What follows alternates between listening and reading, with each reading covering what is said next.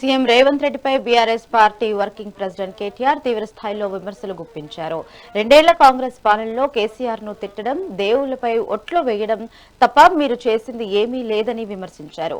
కాళేశ్వరం ప్రాజెక్టుపై చేసిన అసత్య ప్రచారాలు బయటపడతాయి అన్న భయంతోనే కన్నేపల్లి మోటార్లను ఆన్ చేయడం లేదని ఆరోపించారు.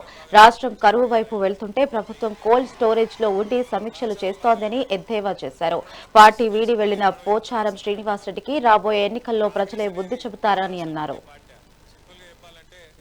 గాచారం బాగలేకనే పోచారం వేరే దాయిలో పోయింది. గాచారం బాగలేదు ఆయన. ఎవడన్నా తెలిసి మునిగే పడవ ఎక్కుతాడు? అసలు నాకు అర్థం కాదు. ఆ కాంగ్రెస్ అనేది ఉంటుందా? అసలు ఉండే పార్టీ గన్లో పోయి నేను మొదలు పుట్టుక కూడా నాది కాంగ్రెస్లే పుట్టినా అని చెప్పి డైలాగులు కొట్టి అందులో పడ్డాడు. పడి ఇవాళ గిలగిలా కొట్టుకునే పరిస్థితి. కుడితిలో పడ్డ ఎలకగల కొట్టుకున్నట్టు ఇవాళ మింగలేక కక్కలేక ఈ వయస్సులో ఏం కర్మాది నాకు అర్థం కాదు. ఏ పార్టీలో ఉన్నారో కూడా చెప్పుకోలేని పరిస్థితి. నిన్న మొన్నటిదాకా స్పీకర్గా పనిచేసిన పెద్ద మనిషికి ఇలా ఏ పార్టీలు ఉన్నవా అంటే చెప్పలేని పరిస్థితి. ఇంతకంటే అవసరమా పెద్ద మనిషికి? అందుకే నేను మీకు చెప్పేది ఒకటే, ఎలక్షన్ ఎప్పుడొచ్చినా, ఎలక్షన్ ఏ రోజు వచ్చినా పోచారం శ్రీనివాసరెడ్డి గారిని ఓడగొట్టడమే లక్ష్యంగా మనం పనిచేద్దాం. ఖచ్చితంగా కాంగ్రెస్ ను బొందబెట్టాలి.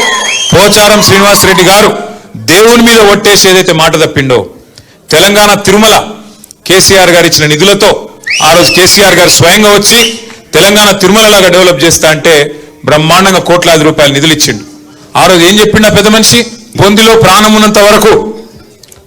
ఉన్నంత వరకు మీతోనే ఉంటా అన్నాడు. మరి అలా ఏమైంది? ఏం అవసరం వచ్చింది? దేవుడి మీద ఒక రేవంత్ రెడ్డి ఒట్లు పెట్టి మోసం చేస్తాడు అనుకున్నా. పోచారం గారు కూడా మోసం చేసిండు. ఒక్క మాట అడుగుతారు రేవంత్ రెడ్డిని, అయ్యా నువ్వు అంటున్నావు అలా నీళ్లు లేవని. మరి కింద చంద్రబాబు నడుపుతుంది కదా మోటార్లు, అదే నది కింద ఇడికెళ్ళిపోయిన నీళ్ళే కదా. ఆడి కొద్దిగా కింది కోత వరంగల్ దేవాదుల మోటార్లు నడుస్తున్నాయి కదా, ఇంకొద్ది కింది కోత ఖమ్మంలో ఆడ నడుస్తుంది కదా సీతారామ మోటార్. అక్కడ నీళ్లు ఉంటాయి ఎట్లా, ఇక్కడ లేవెట్లా? ఆడ మోటార్లు నడిస్తే ఎట్లా, ఇక్కడ నడవ ఎట్లా? అంటే ఆయన బాధ ఏంటంటే ఇగో గిది దొరికిపోతుంది, దొంగ దొరుకుతాడు, అబద్ధం దొరికిపోతుంది అని చెప్పి ఇలా అడ్డమైన మాటలు మాట్లాడుతుండు. ఇంకోటి ముఖ్యమంత్రి గానే అవుతుంది. నీ బాధ ఏంది అసలు? ఓ దిక్కేమో మొత్తం రిజర్వాయర్లన్నీ డెడ్ స్టోరేజ్కి పోయినాయి, ప్రభుత్వం ఏమో కోల్డ్ స్టోరేజ్లు ఉన్నది. మాట్లాడతలేడు, పని చేస్తలేడు. నిన్న మొన్న ఏదో మీటింగ్ పెట్టిండట, మా సంజయ్ చెప్తున్నాడు, కరువు పరిస్థితులు వచ్చినాక ఇప్పుడు మీటింగ్ పెట్టినట. అంటే ఒక ఆలోచన లేదు, ప్రణాళిక లేదు, పద్ధతి లేదు, పాడు లేదు, బూతులు తప్ప ఏ మాత్రం అవగాహన లేని ఒక సన్నాసి ఇలా మనకు ముఖ్యమంత్రిగా ఉండడం అనేది బాధాకరం. రేవంత్ రెడ్డి గారి గురించి మనకు తెలియాల్సి, మీకు తెలుసు ఆయన ఒక చిచోరాగాడు, ముఖ్యమంత్రి కాదు, మన్ను కాదు, ఒక చిచోరా. ఏం మాట్లాడతాడో తెలియదు, ఎప్పుడేం ముడతాడో తెలియదు, ఎక్కడేం మాట్లాడాలో తెలియదు. ఒక చిచోరాగాడు మన కర్మ బాగలేకి ఇలా ఈ రాష్ట్రానికి ముఖ్యమంత్రి అయిండు. ఢిల్లీకి మూటలు పంపుతాడు, నెలకు ఒకసారి పోతాడు, రెన్యువల్ టప్పా వేయించుకుంటాడు, వస్తాడు. ఆయనకి ఇంకేం ఎరకలేదు కదా, ఒకటే ఎరక, పైసలు దోసుకోవాలి, ఇక్కడ తీసుకొని మూటలు కట్టాలి, మరి తీసుకుపోయి ఢిల్లీలో రాహుల్ గాంధీకి పెట్టాలి, దండం పెట్టాలి, తప్ప కొట్టించుకోవాలి, మళ్ళీ రావాలి. ఏం చేసిండు 2.5 ఏళ్లలో?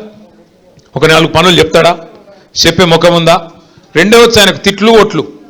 తెల్లారలేస్తే మైక్ ఇస్తే కేసీఆర్ని తిడతాడు, లేదంటే దేవుని మీద ఒట్టంటాడు.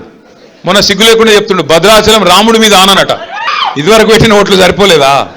ఇదివరకు పెట్టిన ఓట్లు దేవుళ్ళ మీద పెట్టదే. అప్పుడు రుణమాఫీ చేస్తా, 2 లక్షల రుణం మాఫీ చేస్తా అని చెప్పి ఆడ దేవుడు ఏ ఊరికోతే ఆ ఊరి మీద దేవుని మీద ఒట్టు పెట్టిండు.